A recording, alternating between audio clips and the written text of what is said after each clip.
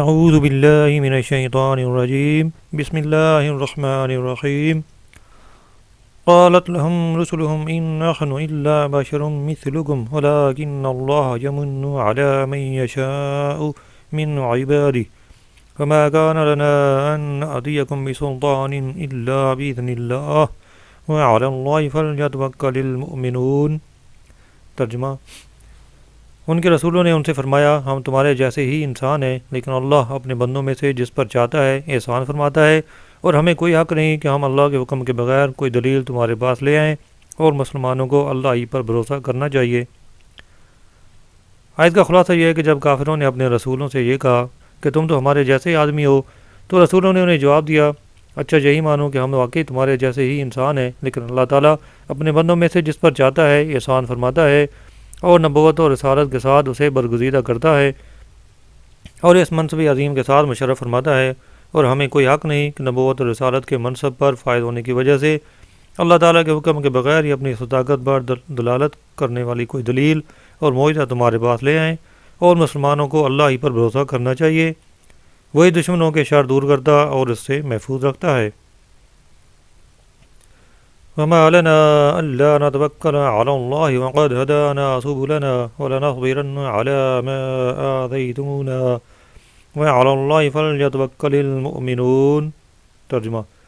اور ہمیں کیا ہے کہ ہم اللہ پر بھروسہ نہ کریں، حالانکہ اس نے تو ہمیں ہماری راہیں دکھائی ہیں، اور تم جو ہمیں ستا رہے ہو ہم ضرور اس پر صبر کریں گے، اور بھروسہ کرنے والوں کو اللہ ہی پر بھروسہ کرنا چاہیے۔ یعنی ہم سے ایسا نہیں ہو سکتا کہ ہم اللہ تعالیٰ پر بھروسہ نہ کریں، کیونکہ ہم جانتے ہیں کہ جو کچھ قضاء الہی میں ہے وہی ہوگا، ہمیں اس پر پورا بھروسہ اور کامل اعتماد ہے۔ اس نے تو ہمیں ہماری سعادت کی راہیں دکھائیں اور رشد و نجات کے طریقے ہم پر واضح فرما دیے، اور ہم جانتے ہیں کہ تمام امور اس کے قدرت و اختیار میں ہیں۔ خدا کی قسم، تم اپنی باتوں اور عملوں سے جو ہمیں ستا رہے ہو ہم ضرور اس پر صبر کریں گے، اور بھروسہ کرنے والوں کو اللہ ہی پر بھروسہ کرنا چاہیے۔ امام غزالی رحمۃ اللہ علیہ توکل کی فضیلت بیان کرتے ہوئے لکھتے ہیں کہ اللہ تعالیٰ ارشاد فرماتا ہے، اور جو اللہ پر بھروسہ کرے تو وہ اسے کافی ہے۔ پھر ارشاد ربانی ہے، بے شک اللہ توکل کرنے والوں سے محبت فرماتا ہے۔ تو وہ مقام کتنا عظیم ہے جس پر فائز شخص کو اللہ تعالیٰ کی محبت حاصل ہو، اور اس کو اللہ تعالیٰ کی طرف سے کفایت کی ضمان بھی حاصل ہو۔ تو جس شخص کے لیے اللہ تعالیٰ کے فیض فرمائے، اس سے محبت کرے اور اس کی رعایت فرمائے، اس نے بہت بڑی کامیابی حاصل کی، کیونکہ جو محبوب ہوتا ہے اسے نہ تو عذاب ہوتا ہے، نہ دوری ہوتی ہے، اور نہ ہی وہ پردے میں ہوتا ہے۔ اللہ تعالیٰ ارشاد فرماتا ہے، اور جو اللہ پر توکل کرے تو بے شک اللہ غالب حکمت والا ہے، یعنی ایسا غالب اور عزت والا ہے کہ جو کوئی اس کی پناہ میں آ جائے وہ ذلیل و رسوا نہیں ہوتا۔ جو اس کی بارگاہ بے کس پناہ میں پناہ لیتا ہے اور اس کی حمایت میں آ جاتا ہے وہ پستی کا شکار نہیں ہوتا۔ وہ ایسا حکیم ہے کہ جو کوئی اس کی تدبیر پر بھروسہ کرتا ہے اس کی تدبیر میں کوئی کوتاہی نہیں ہوتی۔ حضرت ابو تراب رضی اللہ عنہ کا قول ہے کہ توکل بدن کو عبودیت میں ڈالے، دل کو ربوبیت کے ساتھ متعلق رکھنے، عطا پر شکر اور مصیبت پر صبر کرنے کا نام ہے۔ وقال الذين كفروا لرسلهم لنخرجنكم من أرضنا أو لتعودن في ملتنا فأوحى إليهم ربهم لنهلكن الظالمين ولنسكننكم الأرض من بعدهم ذلك لمن خاف مقامی وخاف وعید۔ ترجمہ: اور کافروں نے اپنے رسولوں سے کہا، ہم ضرور تمہیں اپنی سرزمین سے نکال دیں گے، یا تم ہمارے دین میں آ جاؤ۔ تو ان رسولوں کی طرف ان کے رب نے وحی بھیجی کہ ہم ضرور ظالموں کو ہلاک کر دیں گے، اور ضرور ہم ان کے بعد تمہیں زمین میں اقتدار دیں گے۔ یہ اس کے لیے ہے جو میرے حضور کھڑے ہونے سے ڈرے اور میری وعید سے خوف زدہ رہے۔ یعنی کافروں نے اپنے رسولوں سے کہا کہ ہم تمہیں اپنے شہروں اور اپنی سرزمین سے نکال دیں گے، یا تم ہمارے دین میں آ جاؤ۔ کافروں کی ان باتوں کے بعد اللہ تعالیٰ نے ہمارے انبیاء اور رسولوں کی طرف وحی فرمائی کہ ان کے کاموں کا انجام ہلاکت اور بربادی ہے، لہذا تم ان کی وجہ سے فکر مند نہ ہو۔ فرمایا، اور ضرور ہم ان کے بعد تمہیں زمین میں اقتدار دیں گے۔ امام محمد بن جریر رحمۃ اللہ علیہ فرماتے ہیں، اس آیت میں اللہ تعالیٰ نے اپنے انبیاء سے کافروں کے خلاف مدد کرنے کا وعدہ فرمایا ہے۔ جب رسولوں کی امتیں کفر میں حد سے بڑھ گئیں اور انہوں نے اپنے رسولوں کو اذیتیں پہنچانے کی دھمکیاں دیں، تو اللہ تعالیٰ نے رسولوں کی طرف وہی فرمائی کہ ان کی امتوں میں سے جنہوں نے کفر کیا اللہ تعالیٰ انہیں ہلاک کر دے گا اور تمہاری مدد فرمائے گا۔ در حقیقت ان آیات میں اللہ تعالیٰ کی طرف سے نبی کریم صلی اللہ علیہ وسلم کی قوم کے مشرکین کے لیے وعید ہے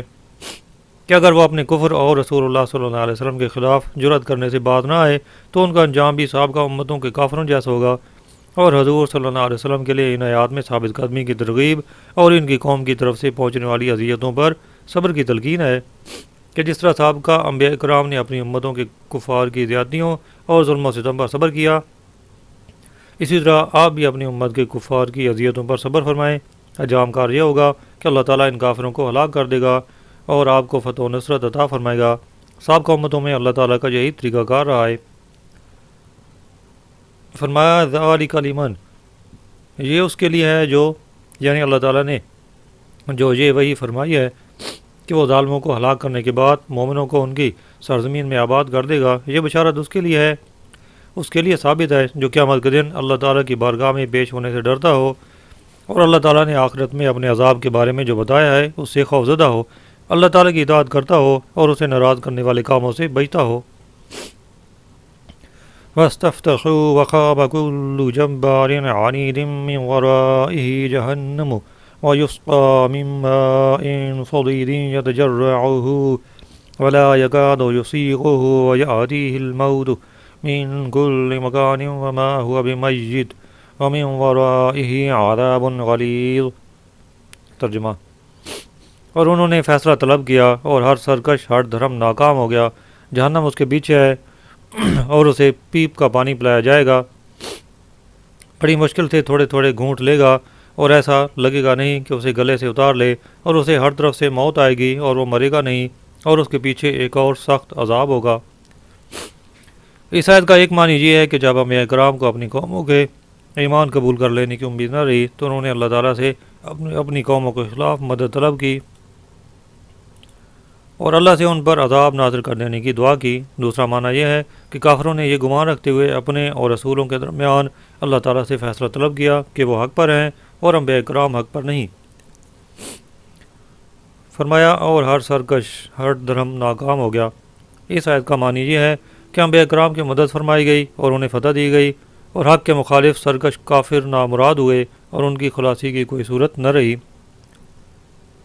فرمایا بڑی مشکل سے تھوڑے تھوڑے گھونٹ لے گا، یعنی جب حق کے مخالف سرکش کافر کو پیپ کا پانی پلایا جائے گا تو اس کی کڑواہٹ کی وجہ سے بڑی مشکل سے تھوڑے تھوڑے گھونٹ لے گا اور اس کی قباحت و کراہت کی بنا پر ایسا لگے گا نہیں کہ وہ اسے گلے سے اتار لے، اور مختلف عذابات کی صورت میں ہر طرف سے موت کے اسباب اس کے پاس آئیں گے، لیکن وہ مرے گا نہیں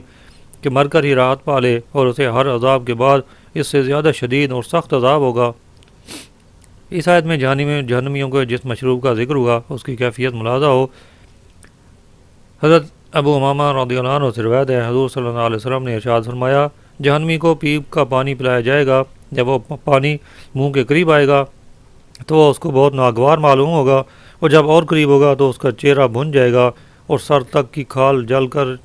گر پڑے گی، جب وہ پانی پیے گا تو اس کی آنتیں کٹ کر نکل جائیں گی۔ اللہ تعالیٰ ارشاد فرماتا ہے، اور انہیں کھولتا پانی پلایا جائے گا تو وہ ان کی آنتوں کے ٹکڑے ٹکڑے کر دے گا۔ پھر ارشاد فرمایا، اگر وہ پانی کے لیے فریاد کریں تو ان کی فریاد اس پانی سے پوری کی جائے گی جو پگھلائے ہوئے تانبے کی طرح ہوگا، جو ان کے منہ کو بھون دے گا۔ کیا ہی برا پینا ہے اور دوزخ کیا ہی بری ٹھہرنے کی جگہ ہے۔ اس آیت سے معلوم ہوا کہ جہنم میں شدید ترین عذابات میں مبتلا ہونے کے باوجود جہنمیوں کو موت نہیں آئے گی۔ موت سے متعلق حضرت عبداللہ بن عمر رضی اللہ عنہ سے روایت ہے، نبی کریم صلی اللہ علیہ وسلم نے ارشاد فرمایا، جب جنتی جنت میں اور جہنمی جہنم میں چلے جائیں گے تو موت کو لایا جائے گا، یہاں تک کہ اسے جنت اور جہنم کے درمیان رکھ دیا جائے گا، پھر اسے ذبح کر دیا جائے گا۔ اس کے بعد ایک اعلان کرنے والا اعلان کرے گا کہ اے اہل جنت تمہیں موت نہیں، اور اے اہل جہنم تمہیں موت نہیں۔ چنانچہ اہل جنت کی خوشی کا کوئی ٹھکانہ نہ رہے گا اور اہل جہنم کے غم کا کوئی اندازہ نہ کر سکے گا۔ نعوذ باللہ من عذاب النار ومن غضب الجبار، یعنی ہم جہنم کے عذاب اور غضب جبار سے اللہ کی پناہ چاہتے ہیں۔ مثل الذین کفروا بربهم اعمالهم كرماد اشتدت به الريح في يوم عاصف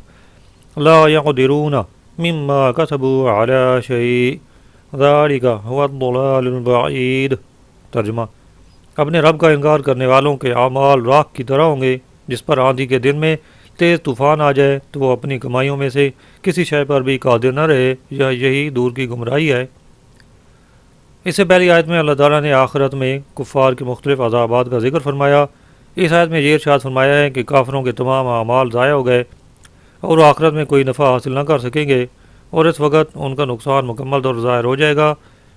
کیونکہ دنیا میں انہوں نے اپنے گمان میں جو بھی نیک اعمال کیے ہوں گے، جیسے محتاجوں کی امداد کرنا، صلہ رحمی کرنا،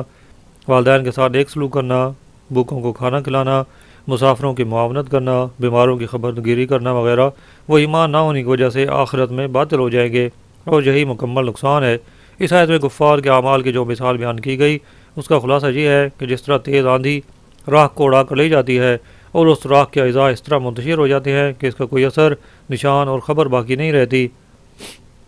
اسی طرح کافروں کے تمام اعمال کو ان کے کفر نے باطل کر دیا اور ان اعمال کو اس طرح ضائع کر دیا کہ ان کی کوئی خبر اور نشان باقی نہ رہا۔ اس آیت سے معلوم ہوا کہ آخرت میں وہی نیک اعمال فائدہ دیں گے جو ایمان لانے کے بعد کیے گئے ہوں گے، اور جو نیک اعمال حالت کفر میں کیے گئے ہوں گے اور نیک اعمال کرنے والا حالت کفر میں ہی مرا ہوگا تو اسے ان نیک اعمال کا آخرت میں کوئی فائدہ نہ ہوگا، جیسے کہ ایک اور مقام پر اللہ تعالیٰ ارشاد فرماتا ہے، اور انہوں نے کوئی عمل کیا ہوگا ہم اس کی طرف قصد کر کے باریک غبار کے بکھرے ہوئے زروں کی طرح بے وقت بنا دیں گے جو روشندان کی دھوپ میں نظر آتے ہیں۔ حضرت انس بن مالک رضی اللہ عنہ سے روایت ہے، نبی کریم صلی اللہ علیہ وسلم نے ارشاد فرمایا، جس مومن کو دنیا میں کوئی نیکی دی جاتی ہے اللہ تعالیٰ اس پر ظلم نہیں کرے گا، اسے آخرت میں بھی جزا دی جائے گی، اور رہا کافر تو اس نے دنیا میں جو اللہ کے لیے نیکیاں کی ہیں ان کا اجر اسے دنیا میں ہی دے دیا جائے گا، اور جب وہ آخرت میں پہنچے گا تو اس کے پاس کوئی ایسی نیکی نہ ہوگی جس کی اسے جزا دی جائے۔ الم تر ان اللہ خلق السماوات والارض بالحق ان یشاء یذهبکم ویأتی بخلق جدید وما ذلک علی اللہ بعزیز۔ ترجمہ: کیا تو نے نہ دیکھا کہ اللہ نے آسمان اور زمین حق کے ساتھ بنائے، وہ اگر چاہے تو اے لوگوں تمہیں لے جائے اور ایک نئی مخلوق لے آئے، اور یہ اللہ پر کچھ دشوار نہیں۔ یعنی اللہ تعالیٰ نے زمین و آسمان کو باطل اور بیکار پیدا نہیں فرمایا، بلکہ ان کی پیدائش میں بڑی حکمتیں ہیں۔ فرمایا وہ اگر چاہے تو اے لوگوں تمہیں لے جائے، یعنی جو آسمانوں اور زمین کو حق کے ساتھ پیدا کرنے پر قادر ہے، وہ ایک قوم کو فنا کر دینے کے بعد نئی مخلوق پیدا کر دینے پر بدرجہ اولا قادر ہے، کیونکہ جو اس سے کسی سخت اور مشکل چیز کو پیدا کرنے پر قادر ہو وہ سہل اور آسان چیز پیدا کرنے پر بدرجہ اولا قادر ہوگا، اور یہ ظاہری سمجھانے کے اعتبار سے کلام ہے، ورنہ اللہ تعالیٰ کے لیے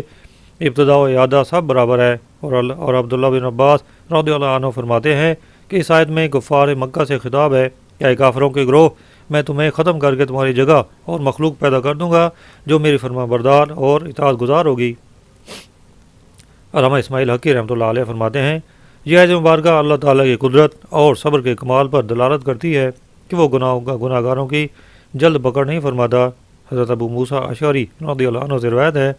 نبی کریم صلی اللہ علیہ وسلم نے ارشاد فرمایا، کوئی شخص ایسا نہیں جو اذیتناک بات سنے اور اللہ تعالیٰ سے زیادہ صابر ہو، اس کے ساتھ شرک کیا جاتا ہے اور اس کے لیے بیٹا ٹھہرایا جاتا ہے، لیکن اس کے باوجود وہ انہیں مہلت دیے رکھتا ہے اور انہیں روزی دیتا رہتا ہے۔ پھر عذاب کے مؤخر ہونے میں یہ حکمت بھی ہے کہ گناہ کرنے والا توبہ کر لے اور باطل دلیل پر اصرار کرنے والا اسے چھوڑ دے، اس لیے ہر عقل مند کو چاہیے کہ وہ جلد عذاب نہ ہونے کو غنیمت سمجھتے ہوئے کفر اور گناہوں سے فوراً توبہ کر لے اور ہر حال میں اللہ تعالیٰ سے ڈرتا رہے، کیونکہ وہ قہر، کبریائی اور جلالت والا ہے۔ فرمایا وما ذالک، اور یہ نہیں، ارشاد فرمایا کہ یہ یعنی نئی مخلوق لانا اللہ تعالیٰ کے لیے کوئی مشکل نہیں، کیونکہ جو سارے جہان کو فنا کرنے اور ایجاد کرنے پر قادر ہے اس کے لیے مخصوص لوگوں کو فنا کرنا اور پیدا کرنا کیا مشکل ہے۔ فبارزوا لله جميعا فقال الضعفاء للذين استكبروا إنا كنا لكم